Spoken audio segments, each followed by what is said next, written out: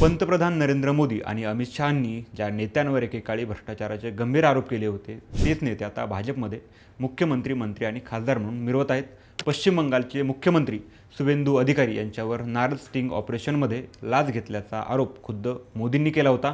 पण आज ते पश्चिम बंगालचे मुख्यमंत्री आहेत. आसामचे मुख्यमंत्री हेमंत बिस्वा शर्मा यांच्यावर शारदा चिटफंड घोटाळ्याचे आरोप भाजपनंच केले होते. पण 2015मध्ये भाजपमध्ये प्रवेश करताच ते पवित्र झाले आणि आता ते आसामचे मुख्यमंत्री आहेत. महाराष्ट्राचे माजी मुख्यमंत्री अशोक चव्हाण यांच्यावर आदर्श घोटाळ्यावरून भाजपनं टीकेची झोड उठवली होती. ते आता भाजपचे राज्यसभेवर खासदार आहेत.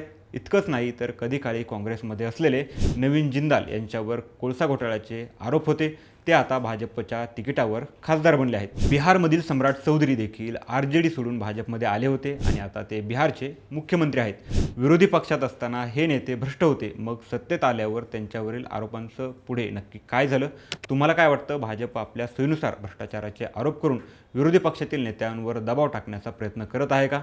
तुमचं मत कमेंटमध्ये नक्की सांगा आणि अशाच महत्त्वाच्या बातम्यांसाठी थोडक्यातला फॉलो करा. बातमी म्हणजे थोडक्यात.